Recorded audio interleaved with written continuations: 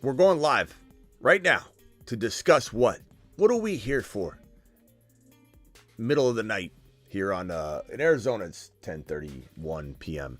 Super Bowl time is 10:31 p.m. But this is 12:31 Eastern. We're here to talk Dynasty. We're here to talk Dynasty trades. More specifically, I'm here to cook up and dial up trades for you so that you can further dominate and elevate your Dynasty teams. Turn your Dynasty teams into true Dynasty gems. You give me players, I tell you what you should go after via trade. This is a Dynasty show. Liz first in the building. True Penguin second. Ben next. Nathan, appreciate you. Sandu, all of you, file on and hit that thumb up button. Ron Navy in the building.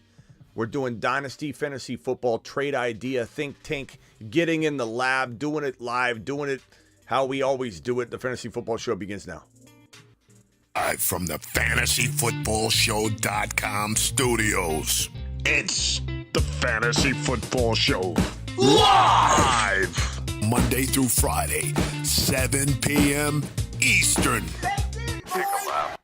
What is up, good people? We are here live. Where are my nighttime blue blocking glasses that I have? Some people say, Smitty, why are you wearing sunglasses? Well, number one, there's lights galore. You get migraines and headaches over the course of years when you're doing multiple live streams per day with lighting all over. And on top of that, the blue light blocking helps you make sure you get some sleep once in a while, because it does get to you. So you can make fun of it all you want. It is what it is. I do what I do. I am who I am. I'm one of one. Smitty is one of one, as are all of you. There's only one Ron Navy in this world, right? Ron, one of one. We're all individuals, but we have a lot of like-minded qualities. And one of those qualities is we love Dynasty. The other one is we love ourselves some Tony Pollard. The Moon Men, dropping loads in outer space.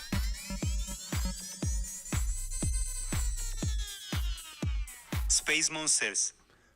For those that missed the earlier live stream, we anointed Tony Pollard a Moon Man, and he is one of two that is returning to the Moon Men list, year number 2 of the Moon Men list. This is our second year, only the second year we've done Moon Men. Bold predictions, we do all that. Your boy Smitty kind of coined bold predictions back in 2003. Really is the bold prediction board that I did. Now everybody and their mother has bold predictions. I'm telling you, go research it. 2003, no one was slinging around the word bold prediction like your boy. And I was doing it on NBC and CBS Sports Radio for 19 straight years. And we turned it into the Moon Men, because I got tired of hearing people use the same term over and over and over, as if they made it up, as if they invented it. But your boy Smitty is here with the Moon Men and the Mars Men. No one has this, and if anybody does try and come out with Moon Men or Mars Men, we know they're stealing it right from the show. Who else has this right here? He's on a shuttle to Mars. Mars Men. Loads dropping and spinning aimlessly in space. Yeah. The Moon Men. Yeah, look at him. Dropping loads in outer space. Tony Pollard. Mashed potatoes! Yeah, buddy. Tony Pollard, this one's for you, pal.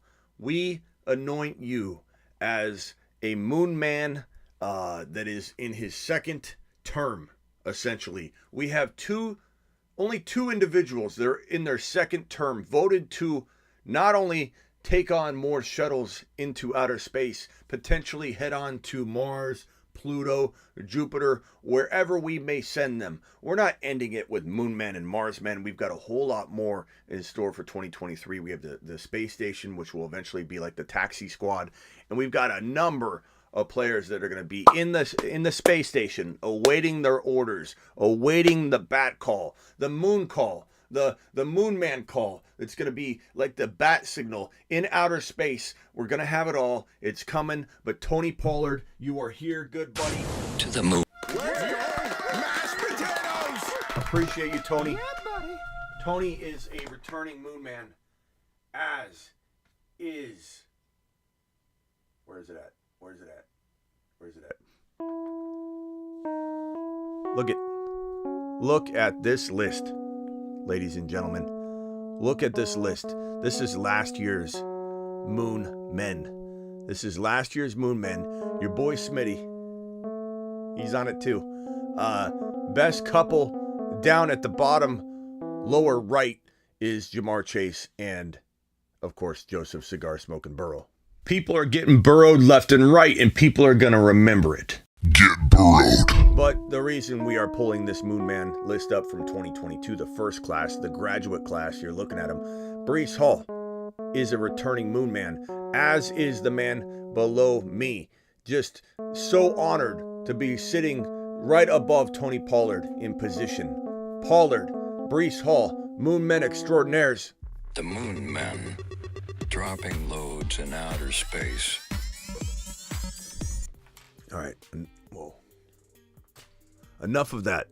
Let's get on to, I thought my mic was up or something. I forgot I had this one. Let's get on to the Dynasty portion of the Fantasy Football Show. Smitty will now provide his Dynasty analysis.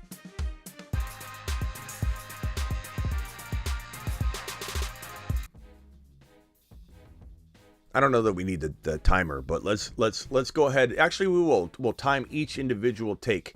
Eckler was the last time we talked Dynasty in this format, but we need a topic. I need a player, and I'm going to not necessarily argue the Dynasty angle of said player. I'm going to argue what you should go trade this player away for. It could be a younger player and you just want to build your Dynasty team a certain way. So we don't have to leave this to just old dogs.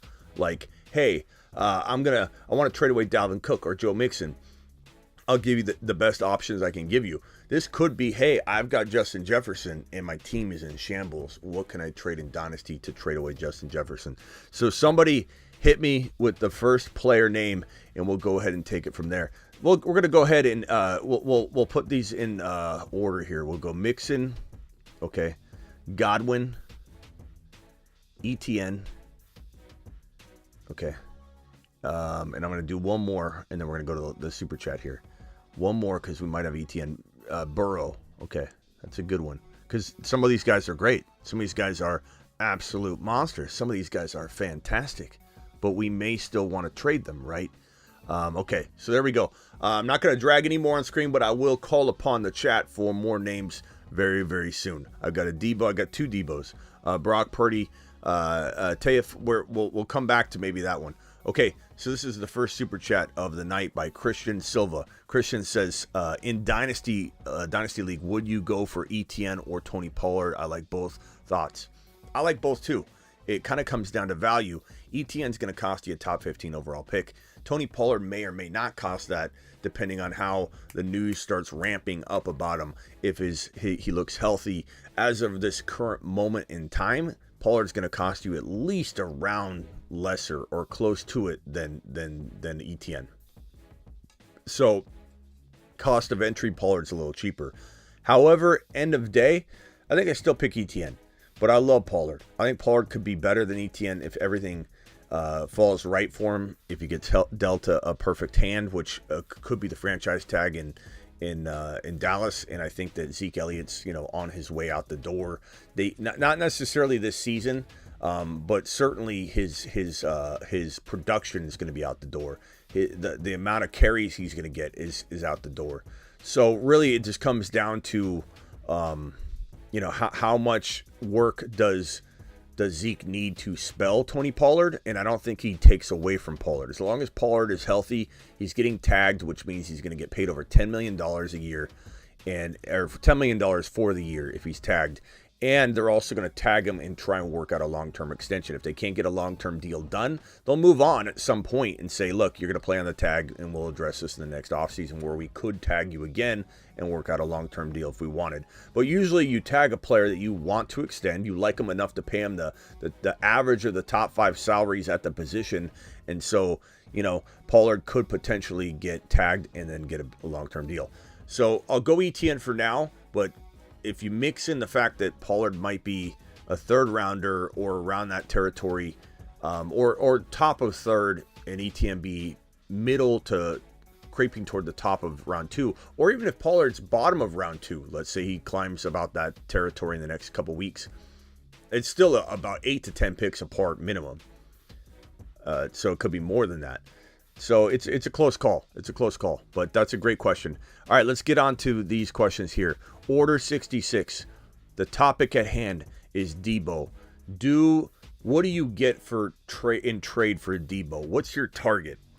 I think first and foremost, if you're trying to trade Deebo away, your objective, if it's to get a wide receiver, is to immediately go after about 3 or 4 guys that are just better players, in my opinion, for the long term.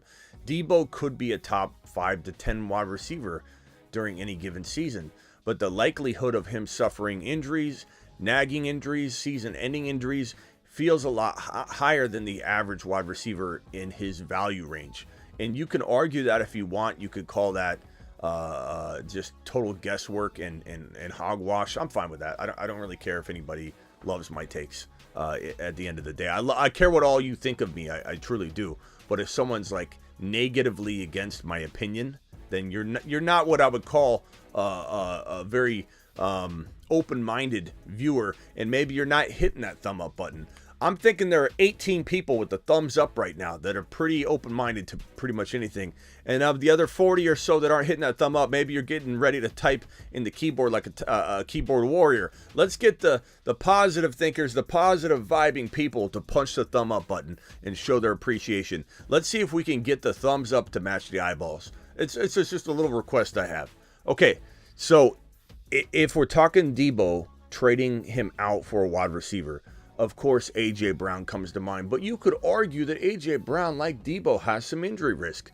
You could. So maybe you don't even go that route. Maybe you don't go CeeDee Lamb. You don't go A.J. Brown. You don't go those routes. You just go after Garrett Wilson. You just go after St. Brown. You just go after Olave. You go after Christian Watson. You go after Devontae Smith. All players, I think, are very attainable for Deebo. I don't know about straight up. In some scenarios you could. In some scenarios you won't. Some people value Deebo enough to say he's top 10 wide receiver material, and Christian Watson could be, but we got to see what happens. There's your opening to strike. Who do you go after? A guy with question marks that you fully believe in. So I look at a guy like Christian Watson and I say Aaron Rodgers may or may not stay in Green Bay. He may leave. Do I feel good enough about Christian Watson's red flags, so to speak, or the concerns I might have about not having Aaron Rodgers there? Do I like him enough to say to myself, hey, the price is actually baked in. The risk is baked in. So if Aaron Rodgers leaves, I'm still buying Christian Watson, I believe, at a value. And so he's probably going to outperform even a Jordan Love-led team throwing the football to Christian Watson. And if Aaron Rodgers ends up staying, well, then you got an even bigger steal when you're going after Christian Watson. Now, Christian Watson or Deebo straight up, you might be able to get more. You might be able to get more in that scenario because you're going after what appears to be, in fantasy football world's eyes and scope, an injured, wounded dog. Christian Watson's an injured fantasy football player right now because you don't know his future. You don't know who's throwing the ball to him. You're concerned about what do we make of the QB situation 2 years from now, 3 years from now? In Dynasty, people think so far out in front, they forget to play for the now. You're always playing for second place, whether you know it or not. You might think you're fighting for first place, but you start worrying about year 3 on a young player that's promising like Christian Watson, that showed dynamic ability to run, catch, just be all over the field. You start thinking about year 3, or what happens if Jordan Love doesn't get you're thinking way too far in the future. There's a lot of upside here for Christian Watson. I'm noticing this timer at 8 minutes on the first topic. There's a lot of upside in Christian Watson. And I love going after that injured, wounded dog in a trade like this because it's cheaper and you can maybe get a potential. Maybe you move your 1.8 up to 1.5, get Christian Watson, and you give up Deebo Samuel because someone thinks Deebo's that valuable. You go after a player like Chris Olave, you go after a player like Garrett Wilson, you're going to have to pay more than Deebo Samuel, which I'm not against, and I like that idea too. It just depends on what you got to give up. If you're giving up 2 second rounders and a rookie draft and Deebo to get Garrett Wilson, smack. You've just been Smitty approved. All right, next topic. That's how I get rid of Deebo, those wide receivers, all day long. Joseph Cigar Smoking Burrow. This is a tough one. I am only getting rid of Joe Burrow because I don't rank him in my top 10. Let me repeat myself so people don't run away from this live stream and think Schmitty thinks he's going to draft QBs in the top 10. Absolute idiot, this guy Smitty. I'm not saying I would ever look into my glasses. I'm not saying I'd ever draft Joe Burrow, Patrick Mahomes, Josh Allen, or Jalen Hurts in the top 8 to 10 in a fantasy draft. Not now. Would I, if push came to shove and the whole landscape of QB drafting changed? Maybe I would, because they're that valuable. I'm telling you, Joe Burrow, Josh Allen, Hurts, all of the top 4 quarterbacks, all 4 of these top 4 quarterbacks, Mahomes, Burrow, Josh Allen, Jalen Hurts, all 4 of them deserve to be around the 8 to 10 overall, 7, 8, 9, 10, 11, 12 overall range in Dynasty rankings, but nobody ranks them there. It's steal season. It's like taking candy from a baby on draft day. When you go in and you grab these guys where their ADPs are, in the late second round, top of round 3. In Dynasty startups, you probably see them creep up a little more than you would in like a redraft setting because their longevity is just so appealing. And so you'll probably see 2 of the quarterbacks go in the 13 to 18 range, and then the other 2 go in the 23, 24, 25, 26, 27, 28 range. But all 4 quarterbacks in a Dynasty startup with people that know what they're doing should be drafting these top 4 quarterbacks, Mahomes, Josh Allen, in any order, Burrow, Mahomes, Josh Allen, and Hurts. All 4 of them should be going by pick 27, 25, 28 in serious leagues. And if they're not going that high in Dynasty, listen to the words coming out of my mouth and look into my glasses. In Dynasty leagues, if they're not going there, then your league is missing the boat and you're going to clean up and you're going to tear it up in this league. I'm telling you right now.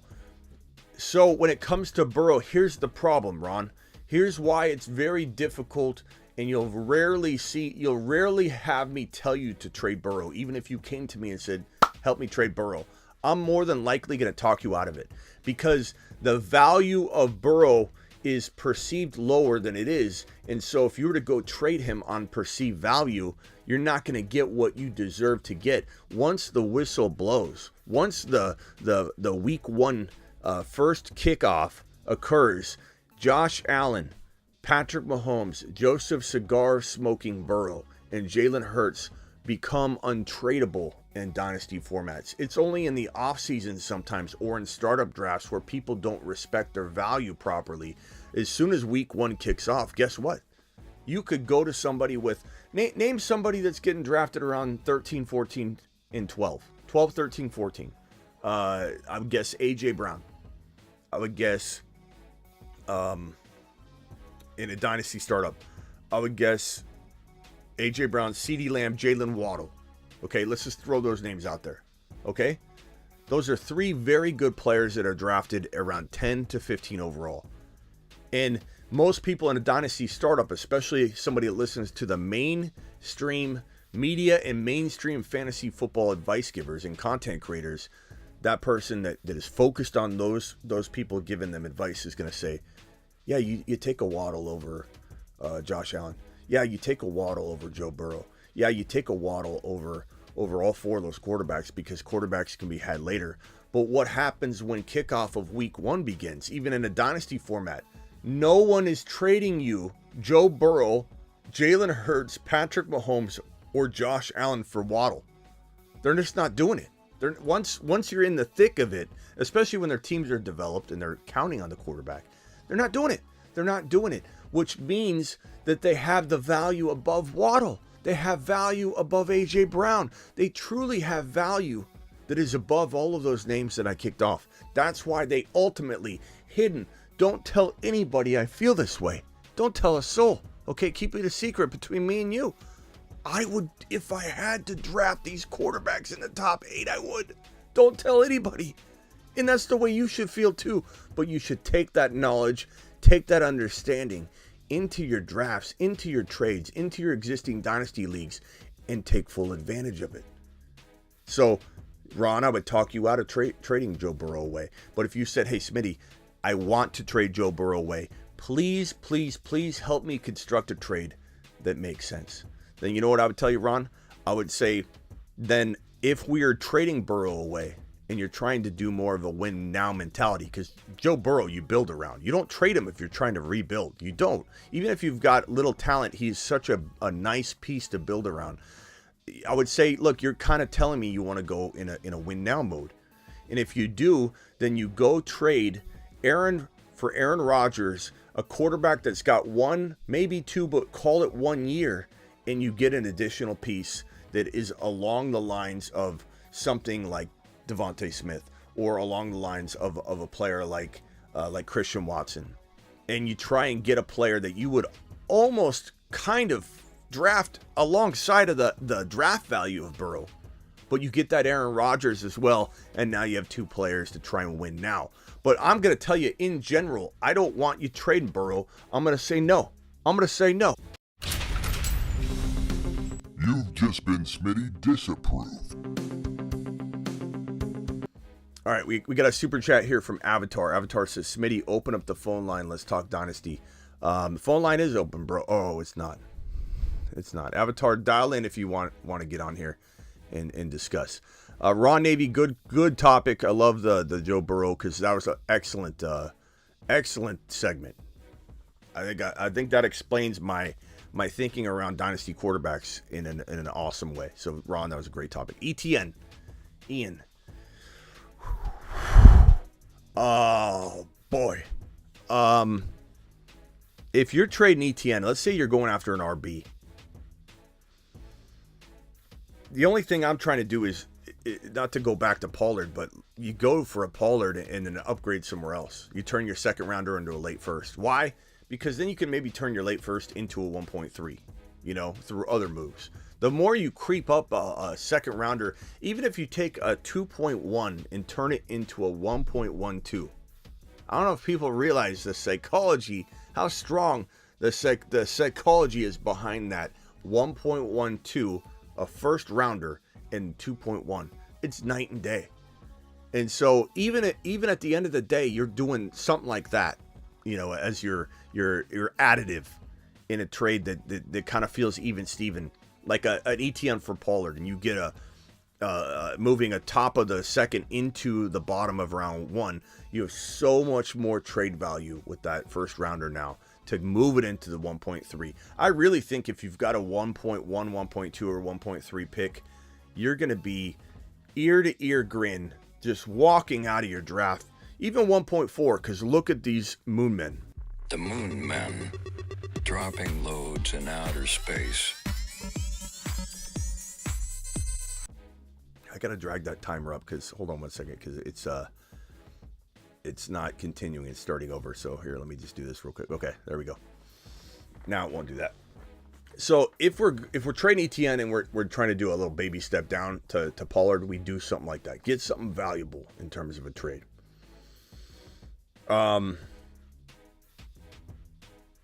Stevenson, ETN for Stevenson, risky in some respects, right? Because you don't know what Bill Belichick's going to do. He's kind of like halfway in the doghouse right now without being confirmed or denied. We just kind of feel that way about it, right?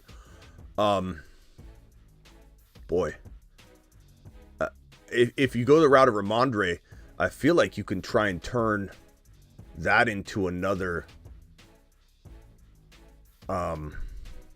Avatar. How do you not have the phone number saved? Call into the show. Call into the show.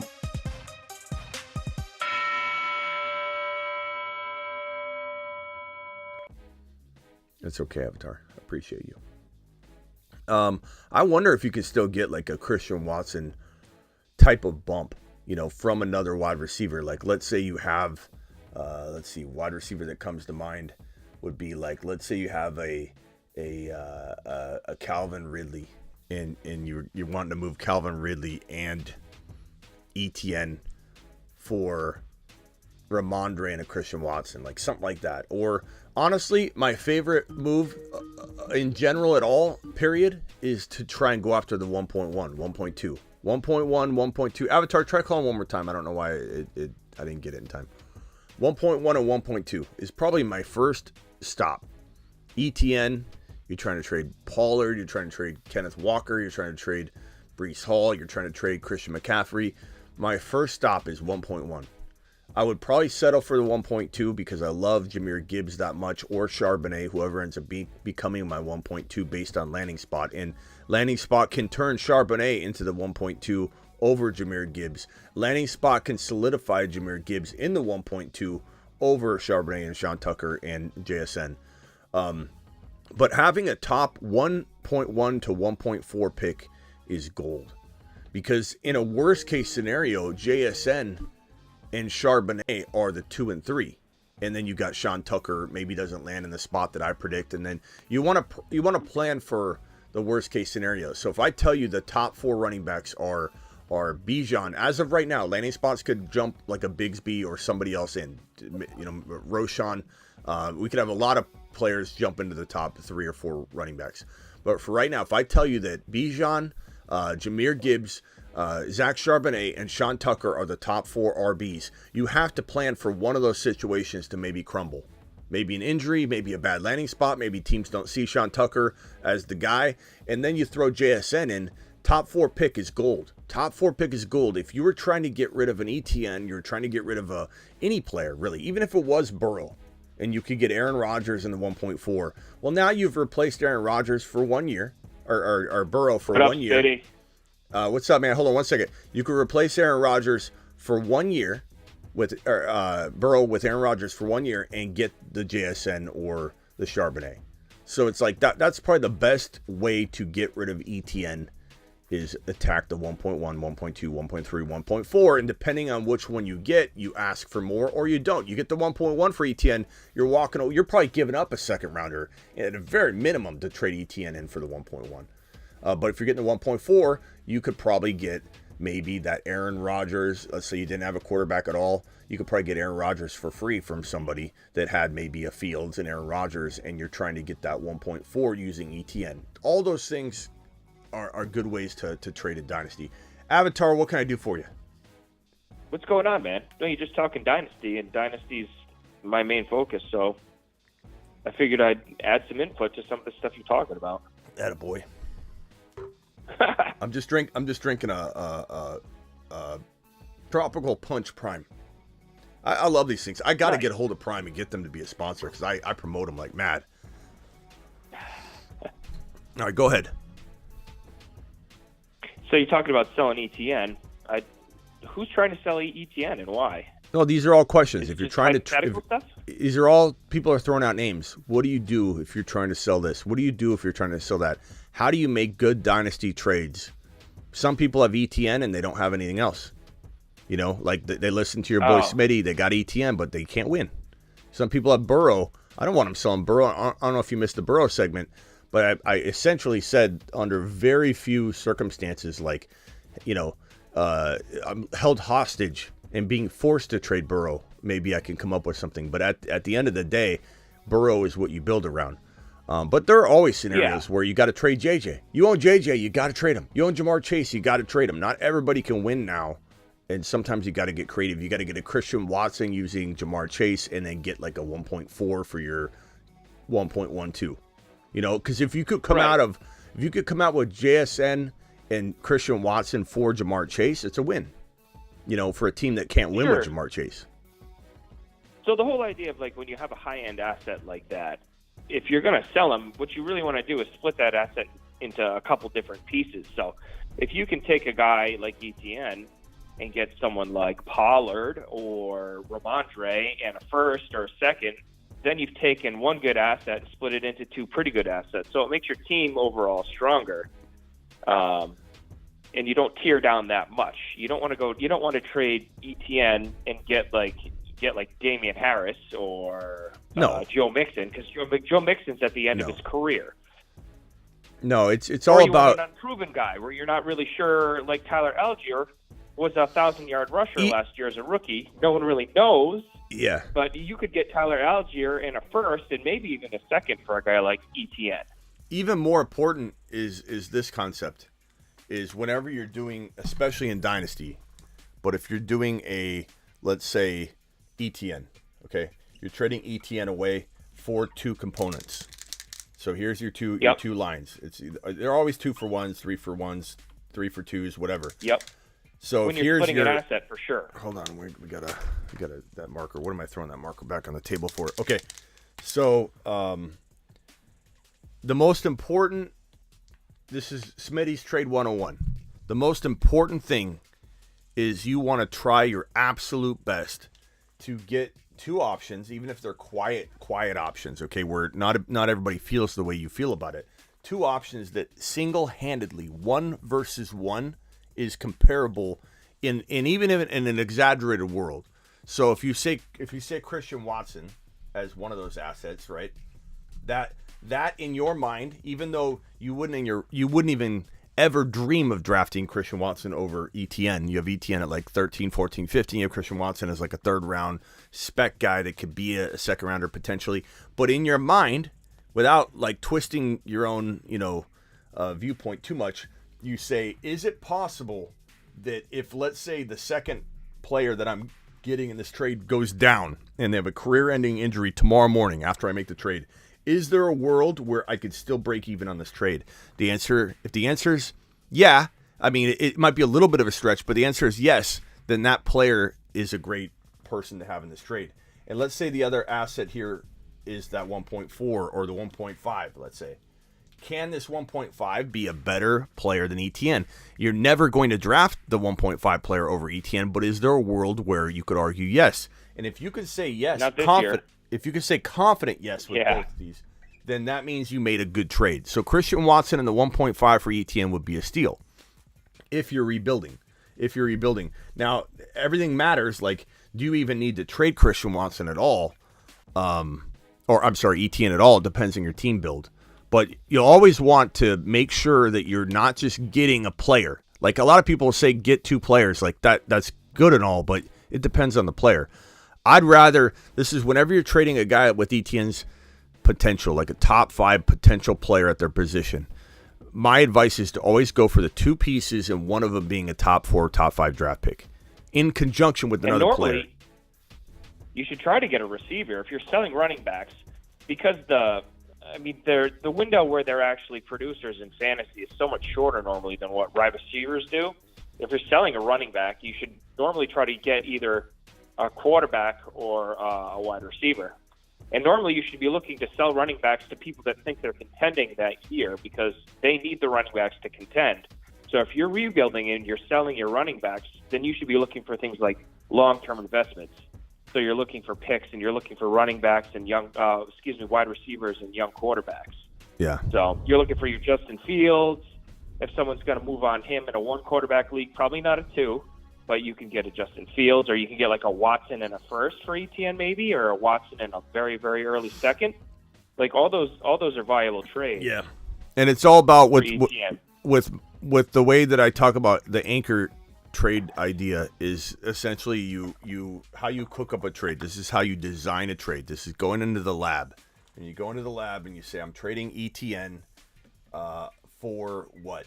Here are the 2 spots. This is how you conduct the trade construction in your mind. You go to each team individually, go to Bob's team, and you say, who on Bob's team do I love? Doesn't matter if they're better than ETN, lesser than ETN, equal to ETN. Just pick, okay? Who is the player that you want from Bob's team? Let's see, you're going down the list of players on Bob's team, and you come across, let's say the draft's already taken place, okay? And let's say Charbonnet's there. Okay, so Charbonnet is the guy you want. He's what I call the anchor of the trade. Doesn't matter. Doesn't mean he's worth more. Doesn't mean he's worth less. He's just the player you've identified as the anchor of the trade. Once you have the anchor of the trade identified, then you have to balance the scale. Everything's a scale. So if here's the scale okay, and there's two buckets on each side of the scale. You throw ETN in this side of the scale. You throw Charbonnet in this side of the scale. Perceived value, not what you think is going to ultimately happen, what the fair market value and your opponent's going to judge you off. How do you get this to look as even as possible, even though you know your side's going to slam down on the other side in value because it's so heavy? And so then you can pick your second piece based on the player you pick here. If it's Charbonnet versus ETN, this guy isn't proven. There'll probably still be a lot of hype around him, but you could probably throw in a nice little piece here, and you're judging what player to pick off Bob's roster after you've already selected your anchor. So let's say you were to go over to Sam's team, Scared Little Sam, and you go to Scared Sam's team, and you identify the anchor as, let's say, give me a name. Give me somebody that's a lot lesser than Olave, but someone you still really, really like lesser than Olave, lesser than Garrett Wilson, lesser. Give me a name, Avatar. Rashad Bateman. Okay. Relatively young. If You Bateman, don't like him? All right. yeah, but that's right. Let's All right, use it. Jahan Dotson. Let's use Bateman. You said Bateman. Let's use Bateman. Now with Bateman Bateman, and Jahan Dotson. this scale. Okay, Yep. we'll use Dotson. Okay. Yeah, I don't believe in I know Bateman you're at not all. a Bateman guy. Or So maybe let's say you just don't like Dotson. the Baltimore offense. So in Yeah. the perceived market, here's the bucket on each side of the scale. In the perceived market, this trade is so overwhelmingly ETN, and it's not bad that you chose this anchor player of Dotson. It just gives you a whole bunch of ability to go ask for the world on this other piece. So now you go down his roster, you look at Bob's roster, and you say to yourself, who's Bob have? He has Ramondre Stevenson, he has Calvin Ridley, he has Chris Olave, he has Jameson Williams, and let's say he has a running back like DeAndre Swift. You're like, okay, I don't personally love the idea of going and getting Swift right now, but you could essentially slot Swift in here with Dotson, and combined, that is a very even potential looking trade that would make the scale balance out. Not necessarily the trade I would do, but that's how you construct a trade. Once you find your anchor, you know what you're working with to pull from the roster to make it look even, Steven. So that's basically how to construct a trade. If anybody's wondering, the best way to go about it by looking at rosters is not just to try and, I like these two players. Sometimes you got to pick one for one, and then what feels like you could massage it into an even Steven type of trade from their perception, because you want the scale to get smacked down heavy on your side, because you're going to pick two players that are better. Now, I wouldn't make this trade. I was just giving an example of what you could potentially argue if you had to get rid of ETN and you needed a wide receiver that bad. But hold on one second there, Avatar. We got another caller on hold here. You're live on the Fantasy Football Show. Who are we speaking to? Hey, what's going on, Smitty? Big fan of the show. What's up? Who's this? Been amazing all year. Who is this? You helped me with so many picks, but I got a big question for you. What's your name, pal? So I'm going into next year. I got to pick a keeper. Okay, we'll call you Steve. Damian How Pierce. many years do you have the keeper? Do you have him for just 1 year? Yeah, Call my him name Steve. is Samir, and so I have one keeper: Damian Pierce, 8th round, or Isaiah Pacheco, 14th round. Who would you take as your keeper? Half PPR. Pacheco, but that's because I don't trust Damian Pierce. I mean, I'm sorry. I was Damian Pierce. I'm sorry. I was thinking Damian Harris. Damian Pierce by a mile. I'm sorry. I was thinking Damian Harris. Okay. I heard Damian Harris. I don't know why. What round is Damian Pierce? Harris is the keeper. What round is Damian Pierce? Yeah, 8th round. Yeah, 8th. Look, the 8th round and the 14th round aren't that far apart. I mean, it's a big deal, but at the same time, when you get to round 8, you're not sniffing Damian Pierce's. So I would take Damian Pierce. However, I do really like Pacheco, but we just don't know. We don't know what's in store for him. How many years in a row does KC disappoint with that running back position walking into the next season? And think back to 2 years where Damian Williams, we thought he was going to come in and be an absolute monster the next year because he finished the year out strong. Pacheco finished the year out strong. They could draft a rookie running back. McKinnon could be brought back, and they could lean on him. I don't know. I just kind of feel like I don't know. I just kind of feel like it doesn't move the needle enough for me for Dameon Pierce. Now, Dameon Pierce could see potentially a running back get drafted into that Houston Texans situation and running back room, like if Bijan fell to 12, because the Texans have that 12 pick. Even though Pierce played very, very well, and a lot of people would say they have bigger needs than a running back. Yeah, Bijan is. I agree with you. Bijan is generational. He's generational. He's like Adrian Peterson. The year what did Adrian Peterson go? Was it like number 8 overall? What was it? Adrian Peterson. What draft selection was he? Adrian Peterson. Well, does Houston even have a head coach right now? And number 2, Isaiah Pacheco could still have a big game in the Super Bowl. Could rise his stock too. Do they have a head coach? D'Amico Ryans is there, pal, and they're super amped about it. Okay. Yeah. AP was what pick? He was number. I want to say he was number 8 or 7. AP was 07, right? I want to say he was 06. 7. He went number 7 overall. So when I was watching this draft, bro, Jamarcus Russell to the Raiders. But we need a quarterback, Smitty. But we need a quarterback. I mean, why would we draft an RB? Because he's Adrian Peterson. You don't pass on Adrian Peterson. The Raiders did. The Detroit Lions took Calvin Johnson. That was a good pick. Joe Thomas, I mean, good pick, but like it was still Adrian Peterson. Gaines Adams to the Tampa Bay Bucks. Levi Brown to the Arizona Cardinals. LaRon Landry, and then Adrian Peterson. Adrian Peterson should have been the number 1 over him and Calvin Johnson, number 1 and number 2 overall players. And it's just like position of need shouldn't dictate what you do when you're faced with a generational talent. And as much as I love Dameon Pierce, and again, I apologize for thinking you said Damian Harris at first. I love Dameon Pierce. I love him. No, you're we good, just don't know. We just don't know for sure what's going to happen. So there's a little bit of risk there. But 8th round, Avatar, don't you think 8th round's pretty good value over Pacheco 14, or do you like Pacheco more? Well, I got him 8th round because of you, my friend.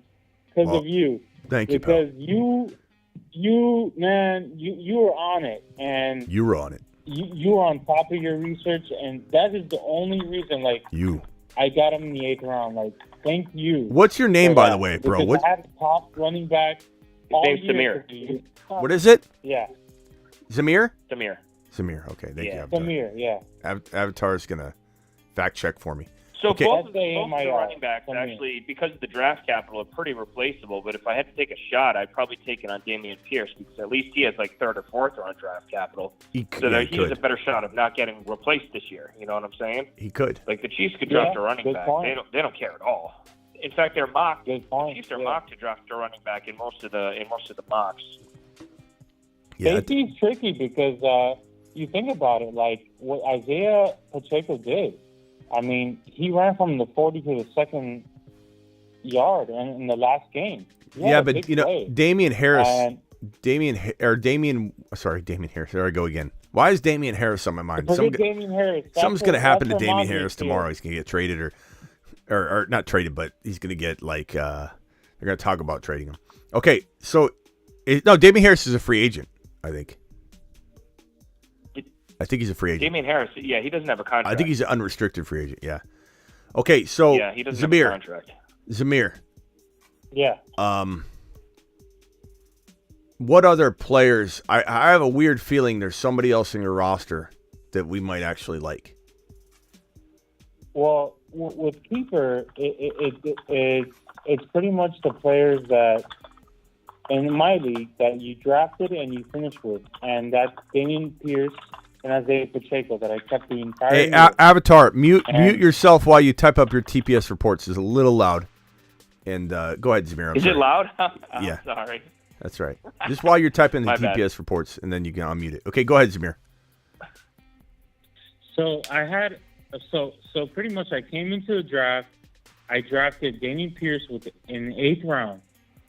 I did it on purpose because I actually had the 12th pick, and I picked Damian Pierce as the 8th pick after Hopkins, who was the 7th pick.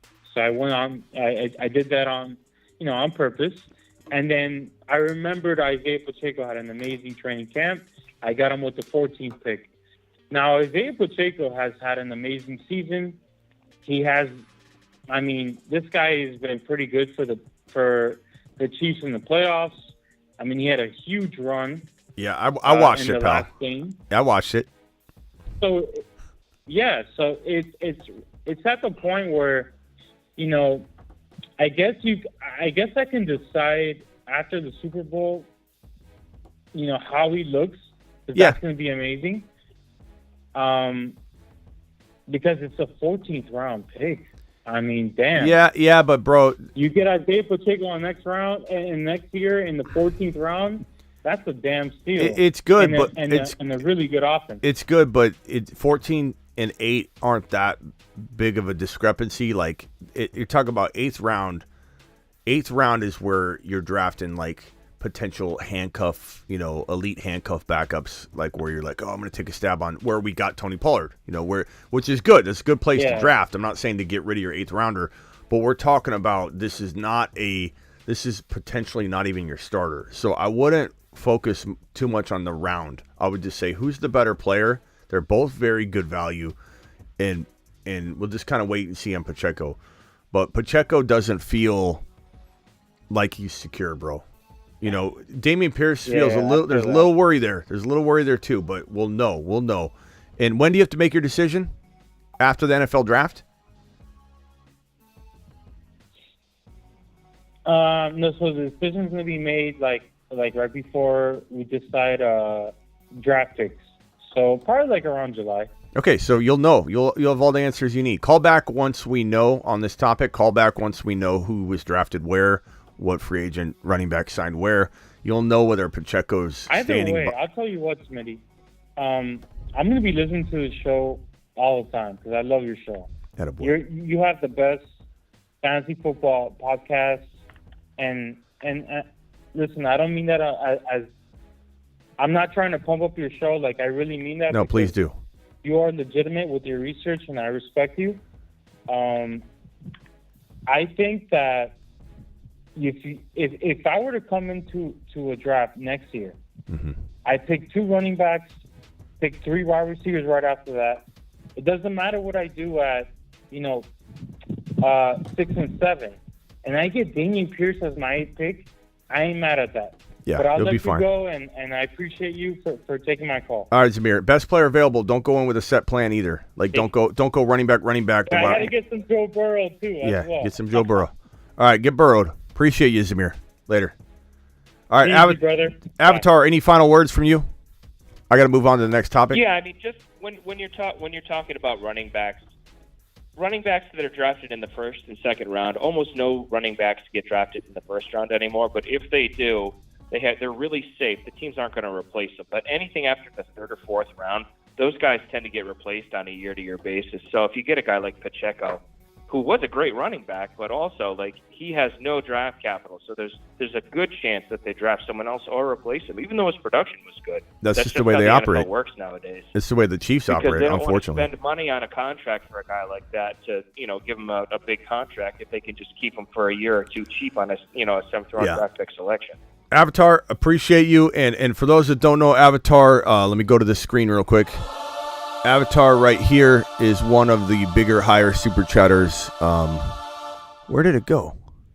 Avatar, we had it over here. What was your high, your total? $500. Was it? No, was $500. Yeah. You dropped to 500? Yeah, it was $499. Yeah. Wow. Hold on. I gotta put that on here. Let me see if I can find Avatar's Avatar. Why do I have it missing from here? Let's see here. Avatar dropped a 500 wad at one point. Let me just take this super chat here and change this. $4.99. $4.99 super chat from Avatar. Unreal. Season, right before the draft. Unreal. So I'm going to put you right here. You're tied with Michael KCPA for underneath Ron Navy's for the highest super chat. I'll put you right there. Currently, Bob Boy. I believe that was Bob, the Office Space guy. I believe so. He has the highest super chat of the year so far with the $100 wad. But Avatar is up there tied for second in all time. So nice job, Avatar. Appreciate you. I'll break the record this offseason. Whoa. Hold on. Let me get back to full screen here. Repeat what you just said. I'll break the record this offseason. You're breaking the number on screen right here, the 765. Sure. Wow. Let me know when that is so I can show up. All right. For sure, dude. All right, Avatar. Appreciate you, pal. Have a good night, man. Any final questions though? Any players you want to talk about real quickly before we jump off? Like, you want to throw the next topic on, and then it's all good. Give me a name. Next time you do a Dynasty show. Kick off the next topic at least before you bail. What player? Best buy low in Dynasty, and I know who it is. Well, no. Give me a name of a player to trade away, and then I'll discuss what the value, who to go get. Okay. You want that's to trade that's a what player this away? that's All what this game is. Let's do an interesting one. We'll do an interesting one. All right. Devontae Adams. Good one. D. Adams. Okay. Because he just lost his quarterback, right? I would the whole say reason he went to the Raiders is because he wanted to play with Aaron Rodgers. Well, he's going to get Aaron Rodgers here in a minute, but that's going to be good for Derek Carr, yeah. That's going to be good for him. You could essentially, this is where I might tell someone, don't make a bad trade in thinking that you have a timer on this thing, because once Aaron Rodgers gets traded, you might have a boost in value. Now, you could run the risk of, let's say they don't get Aaron Rodgers, let's say they can't get Derek Carr, they wouldn't go that direction. So what if they miss out and they get Jimmy G? His value could plummet. So you kind of roll the dice there. But if I was getting rid of Adams, the 1.1, 1.2, 1.3, 1.4 are all on the table for me. Obviously, you're not getting the 1.1 for Devontae Adams, but what can you give up also to get the 1.1 using Devontae Adams? So that's where you'd have to kind of go with that. But let's just say you want to do more of a 1-for-1 or a slight 2-for-1 using Adams. I think you could trade Adams to somebody for the 1.4 or 1.5. I think you could probably pull it. Yeah, I don't know that everybody would do that. You look for a team that's contending that needs that big hammer wide receiver to get them over the top, and you take their best pick. That's what you need to do. I would take the Burrow, the Fields, any kind of quarterback upgrade. If let's say I didn't have a good quarterback at all, I would take. What would you have to get with Kyle Pitts in order to take Kyle Pitts for Adams, or would you even do that straight up? I mean, in a tight end premium league, if I was not going to contend this season, say I had a year or two before I felt like I could contend, I would take Kyle Pitts straight up for Devontae Adams. But if I knew I needed to contend this season, I wouldn't be looking for Kyle Pitts. Not in a premium. You know what I'm saying? Because in a regular league? In a regular non-tight end premium. Well, if I was contending and I had Kyle Pitts and I was going to move them, I'd offer maybe Pitts in a second for Devontae Adams to put me over. So you would take Kyle Pitts if you weren't contending in a non-tight end premium, but you would take Adams if you were contending in a non-tight end premium, which makes sense. I mean, I'm not like saying if I needed right. Either way works. I mean, would you trade if, let's say, your team was, you could compete, but you're also trying to make sure you're not left holding the bag with Adams. So you're trying to do like a combination. You're trying to win still, but you're like, okay, I better get rid of him. Would you, in that context, take Christian Watson straight up for him? Well, I mean, I'd have to see who the quarterback ends up being out there. You can't. You got to guess. You got to guess now. I mean, from what I hear, Jordan Love is probably going to be decent. So Christian Watson is probably 1,000 yards, 6 touchdown receiver. Would you take? If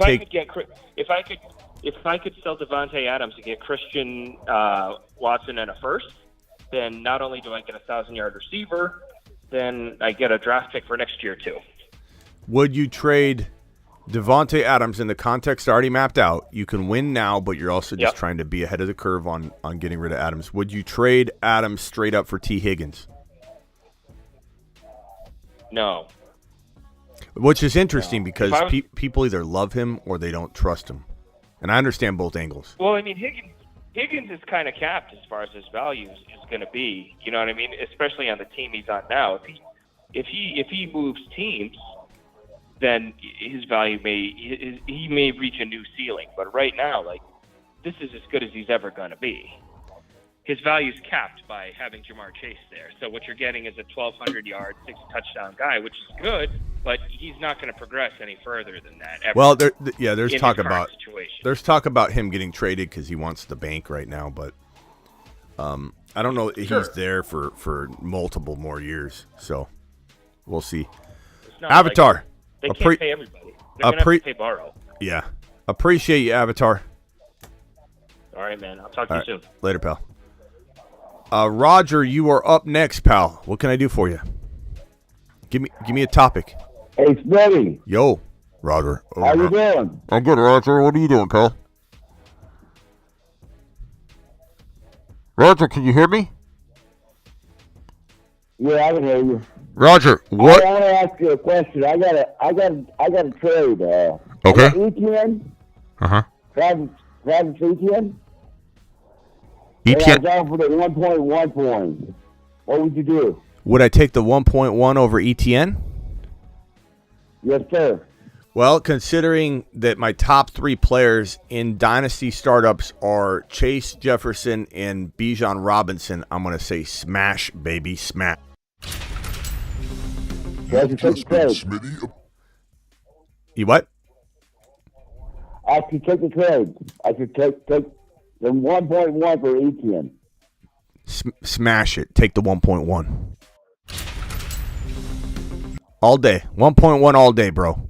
I love ETN, bro. I love him. But Bijan could be the number 1 overall player in fantasy football. Well, I love your off-season content, but your off-season content wins you money. I won money off you. But you won me money. I won 4 leagues off you. I appreciate you, pal. You're the man. They love you, Roger. The chat always loves when you call in. Anything else I can help you with besides dominating with the 1.1 pick, which you're about to do? You're about to get Bijan Robinson. Let's give him a standing. Mashed potatoes. Bijan, go get him, pal. Go get him. Do it live. All right, smash the like button. I'm gonna smash the button. I'm gonna take the first pick over ETN. Do it. Hey, call back if you have another question, okay? Well, I got one more thing. Okay, go ahead. Did someone say? Did KD? Hold on a second. Hold on a second. 2.1. Hold on 1 second, Roger. Hold on. Someone's saying KD to the Suns. Is that true?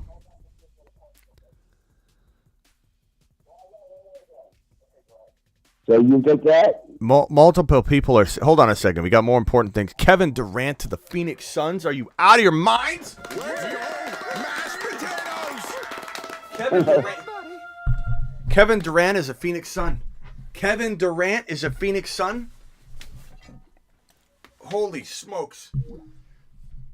Roger just bailed. Roger, you can call back. The Suns have traded for Kevin Durant with a package that includes Cam Johnson, Bridges, Crowder, and 4 first-round picks. I don't care. F them picks. F the picks. We got Kevin Durant. Are you out of your minds? Suns in 3. Suns in 3. Let's go. Oh, man. Woo! Doggy. Oh, yeah, it's true. Look at that logo. Kevin Durant, a Phoenix Sun. The Suns have traded for Kevin Durant in a package that sends Cam Johnson, Bridges, Crowder, and 4 first-round picks It's a lot of picks, but we got Kevin Durant. Oh, my God. We got Devin Booker, Chris Paul, DeAndre Ayton, and Kevin Durant. Oh, my God. We got to... Let me see if I can get... I hope it's not too late. If I can text Ryan Hollins here. Ryan, hope it's not too late. Sorry if it's too late, pal. ... But the Suns just got Kevin Durant. ... You want to come on my live stream? ? Okay, Suns just got Kevin Durant. Oh my God. I didn't even save it. Suns just got Kevin Durant.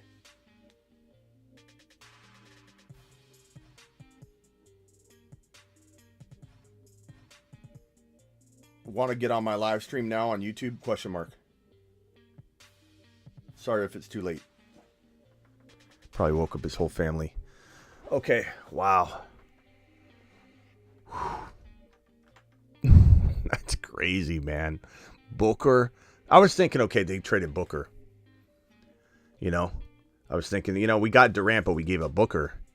And I'm reading, and I don't see Booker's name. I see 4 first-rounders, which is a lot. But Booker, Durant, you see he listed only 4 players with a very shallow bench. That's all right. Okay, he said tomorrow. He's probably sleeping. Poor guy. I think I just woke him up. All of a sudden his notifications go silent. Or he gets night. I just woke him up. Bro's probably sleeping. It's 1:30. Oh my God, Kevin Durant. That's crazy. That's crazy. All right, let's get back to this. We're gonna do one more topic, and then I gotta bounce anyway. I might go live on Instagram to talk about this one. Trading JT in Dynasty. That's a really good one. What about Mixon's value? Hey, Christian Silva, you still here, pal? I'm sorry about making you wait. Christian Silva, where are you? Kevin Durant. Oh my God. Oh my God. Watching Suns games is gonna be a blast. Oh. Suns in 3. We don't even need 4 games. We'll beat you in 3. Suns in 3. The refs will call it in 3. They'll be like, there's no need to play a 4th game. Suns in 3. Suns in 3. Every single round. The Suns are finally winning a championship. I can't believe it. I can't believe it. The Suns, you heard it from me right now. The Suns are actually winning a championship. I can't wait. I can't wait. Suns in 3. Unreal. Unreal. What about Joe Mixon's value in after the case got dropped? Christian, are you still here? I'm sorry I made you wait on this one. I'm just pumped. I'm excited. I don't think Mixon had very little value to me before the potential trouble, got stirred up. He's dropping off. Looks like he's losing, that step. The mileage is kind of adding up. I'd probably say that Joe Mixon is most likely on a major decline next year, not like a little bit of, like Zeke Elliott was on. We thought the decline we thought Zeke Elliott was on, that he kind of played a little better than we thought. I think Joe Mixon will be on the decline we thought Zeke was going to be on. Man, Suns are going to win it. Suns are going to win it. Christian, I'm sorry about the wait, pal. So I would say that, and I wouldn't say that the case is he's out of the woods, because they're talking about how the individual still wants to move forward, even though the case got dropped. Maybe they pick it back up. Maybe there's a different charge, different charge that gets charged, or maybe they go after something different. The NFL could still react. They're going to do an investigation on it. He was still potentially waving around a weapon. And so it's not like just because there's no criminal charges that the NFL won't investigate and make a decision. So we'll see. But even if he gets out of it, I'm not big on Joe Mixon. If I was trading Joe Mixon, I'd trade Joe Mixon away for, I keep using the names like Christian Watson, Devontae Smith, Drake London, and something if I could. If not, I go after Kyle Pitts, Drake London, and Dynasty. over Mixon in a heartbeat. Like, just get rid of it while you can. I don't even know if you could get a Drake London for Joe Mixon, but maybe somebody's trying to win now. Somebody's thinking that Joe Mixon's got more value than he does. Jameson Williams, probably all that's probably too high of a cost. I feel like Kyle Pitts is scaring people enough. Terry McLaurin, you can maybe go get. Running backs, I would say Joe Mixon. Maybe you can give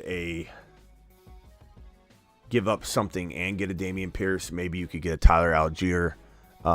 Maybe you might have to give up second rounders to make some of those deals get done.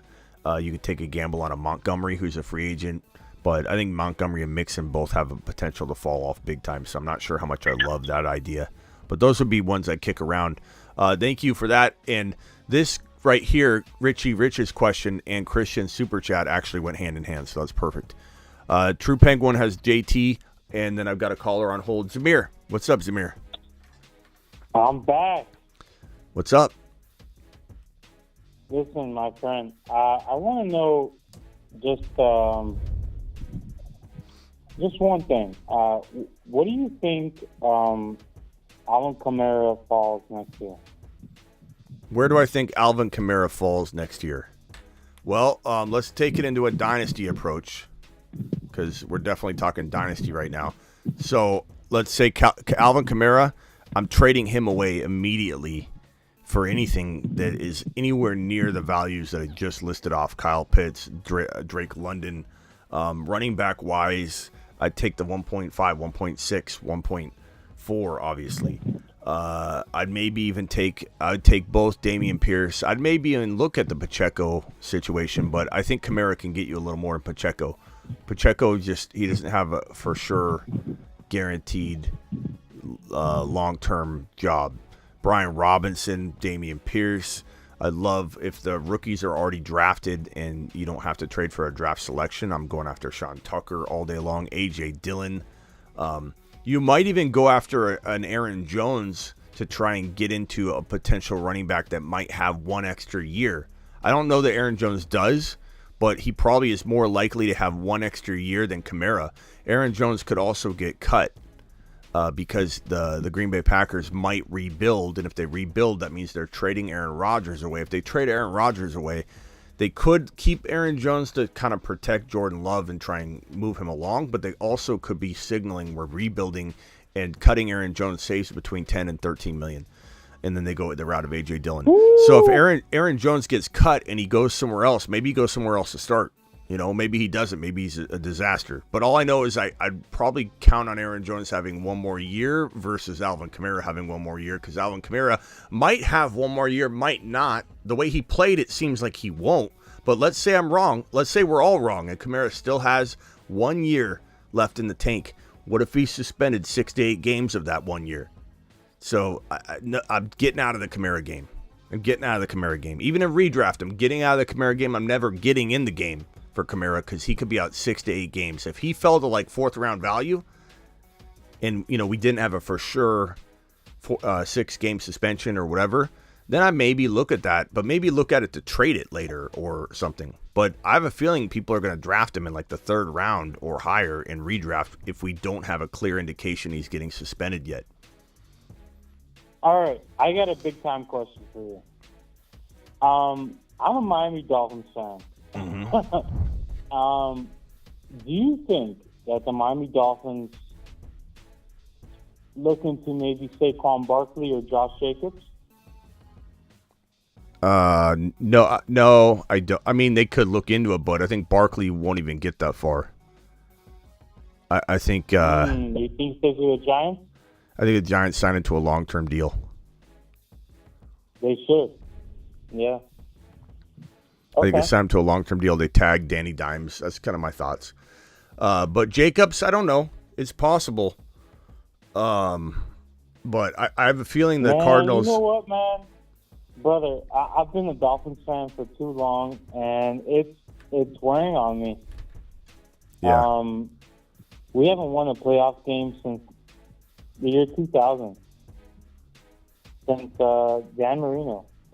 So I really hope that we figure things out. I mean, Tua, for God's sake. I hope he figures it out. Well, it's nothing to figure I out. love It's whether he can play, long enough and not suffer another concussion. So it's not figuring anything out more than I just don't think he's amazing, right? Yeah, well, I mean, the quarterback is amazing. I don't know that he is playing great, but because that offense makes him play great. And so if Derek Carr ends up in a Miami Dolphin uniform, which I think is very likely, not a lock, but it's definitely a scenario. I think Derek Carr he'll elevate his game too in that offense under Miami Mike McDaniel in that scheme, which is why Tua is so good. The scheme, the wide receivers, the track team wide receivers that the Dolphins have. So Tua's not going to stay healthy, bro. Unfortunately, he's not. He's prone to concussions. We see players retire, quarterbacks retire from concussions all the time, and he seems worse off than any quarterback I've ever seen. And while maybe a whole off season of rest might put him back right where he gets cracked in the head and he doesn't have a concussion ever again, it's certainly possible. But my guess is that the 2 concussions he had in the same game, that kind of trauma, you don't know what it causes. When he was concussed and they let him stay in the game and he got concussed. What? It was so televised, bro. The amount of concussions has never been has never been an emphasis in televised the way Tua had dealt with it. I don't even know how many times he's dealt with a concussion, but with the Dolphins this year, he's had a lot of concussions. How many times he's had a concussion, I don't know. Yeah. With his, it's time in Alabama. Zamir. It's not looking good, bro. That's all I'm going to say. It doesn't matter how many he's had or whatever. He's in a very vulnerable state now, regardless of what he had in the college. Maybe this guy at his man, he was 8-0 as it wasn't until that San Francisco game that things kind of went downhill. Yeah. Something about the Dolphins, I don't know. I just feel like Tua had everything going until he got concussions, bro. I hear you, but he's now he gets hit in the helmet one time, and the dude's not gonna get up. Hey, Zamir, I gotta let you run. I appreciate you, Zamir. Thank you so much, pal. Call in anytime, pal. Keep doing great. Okay. All right, appreciate you. Rock out, appreciate the super chat. Rock out says, I'm no wannabe. We ain't coming, we rolling, we stolen. This is fantasy, the fantasy football show. Thank you, Rock out. Appreciate you, pal. Rock out's the man. I think there's actually a little more. Hold on. Thank you, Rock Out. Appreciate you. Rock Out dropping the fire. And I like that it's about 10 seconds, Rock Out. We need to keep them short like that. You can't have the 30-second to 1 minute freestyles. But that was a perfect amount of time. So 10 seconds. I like it. 2-0 would have came back to earth. System is great. He's decent, but not truly elite. Yeah, that's what I'm saying. And the bottom line is that I don't think he'll ever be the same. I think because he got concussed while he was in a concussion in the same game, 2 concussions in the same game, it was like having a broken arm. And like you break your arm, right? It's a clean break, and you're like, uh-oh, let's protect it, right? No, send him back out, and then he gets smashed again. What happens to a broken arm when you smash into it with a helmet probably shatters the whole thing, and it's like beyond repair at that point. I think in a very similar context, Tua was in a concussive state. You saw him get up. He wobbled around. His team let him stay on the field, and then he got rocked again in the same game. And the damage that did because he was currently in a concussion, I think is irreversible. I don't know. I am not a doctor. I believe that even doctors that specialize this their whole career don't know the answer. Nobody does. Concussions are crazy. But it's crazy. Smitty, any experience with auction drafts, doing one and new to Dynasty? Bro, I mean, I've done this for 20 years. You bet I've done everything, bro. We do auctions all the time. We don't tend to do a lot of auctions live because people you can only get 11 people in that, and they take so long that people get upset when you do a live auction. But I do auctions all the time. I have auction content all the time. All my rankings at thefantasyfootballshow.com are geared around auction dollar values, bro. The trade calculator, the rankings, you can see the dollar value right next to every player on the rankings. So 1,000% am I about auction dollars and auction thinking. So get on over to thefantasyfootballshow.com and get your year-round rankings and trade calculator using auction dollars, bro. That's how it's all based on for me.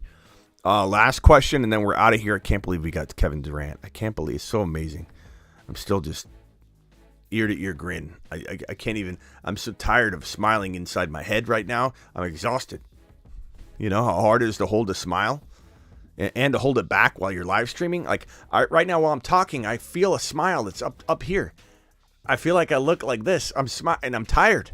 I'm tired of laughing and giggling inside at the fact that we kept Booker. We kept Chris Paul, who I know Chris Paul is kind of like, you're worried about him choking and all that, but like you have Ayton, you have Chris Paul, you have Booker, and now you have Kevin Durant. I could care less about depth. We'll figure it out. Suns in 3, not 4. Thank you, DOJ. Appreciate you. JT, how to trade JT. If I'm trading JT away, I'm looking for the 1.2, 1.3. You're not going to get you could get the 1.1. You never know. 1.1 to 1.4. I'm going after one of those 4 picks using JT.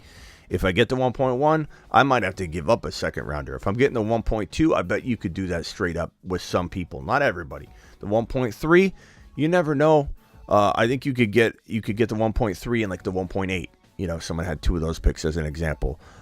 Could you get potentially, if we're just going after a player using JT, could you get a Tony Pollard and a wide receiver? Probably. Could you get, let's use the example of Olave. Olave is not worth more than JT, but what could you get with Olave to try and equal a JT? Could you get a Pierce and Olave for JT? Maybe. Could you get a Brian Robinson and Olave? Maybe.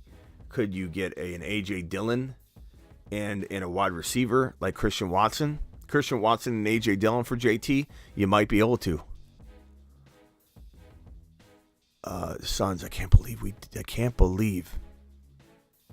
we just got Kevin Durant and did not have to give up Devin Booker. I can't believe it. We have arguably the number 1 overall player in Kevin Durant. Well, I know everyone's going to say LeBron is, but like Kevin Durant is, you could argue he's in the top, 3 at least. We have arguably a top 3 player, and Devin Booker's got the ability to be a top 10 to 15 guy. I mean, some would say he is. Like, that's amazing. Ayton, we got a squad. We got a squad. Suns are a top 4 contender guaranteed, and then it's a matter of, can we get over the hump? Can we do what we need to do in the playoffs? Will Chris Paul drop the ball, or will we let KD have the ball in all of the clutch moments? Because this dude's draining a 3-point shot from about half court when there's 4 seconds left, instead of letting Chris Paul dribble the ball into a crowded area. This is a contender immediately. Unbelievable. I can't wait to watch Suns games. Unbelievable. I tried to call my boy Ryan Hollins or text him, and I think I woke him up. I feel bad. Let's see if we can get anybody else on. There's got to be somebody else. Oh, my God. Look at this. Bleacher Report just posted it. Unbelievable. Look at this. Look at that trio. They couldn't even put DeAndre in there. They're like, we only have room for 3. Sorry, DeAndre, you didn't make the photo cut. Unreal. All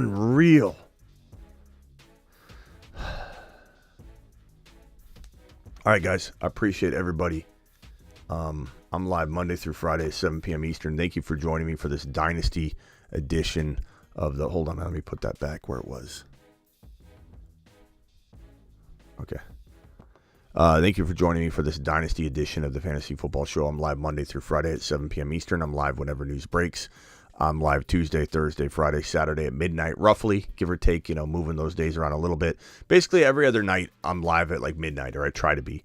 And I'm live every single day, Monday through Friday, 7 p.m. Eastern, and I'm live whenever news breaks. I just can't believe the Suns got KD. I almost feel like starting a new live stream on KD. Unreal. All right, guys. Appreciate you all. Thank you. Thank you for all the super chats. Christian Silva with 2 super chats. Rock out with the rap and the super chat. Thank you, Rock out. Avatar with the doubles. Avatar, appreciate you. Thank you all. See you all tomorrow. I should be live from the convention center in downtown Phoenix. I'm hoping I'm in Radio Row tomorrow. And then if so, I'll be live on and off all day. Appreciate you all. See you all on the flip side tomorrow. Go Suns. Suns in 3, maybe 2.5. Suns in 2.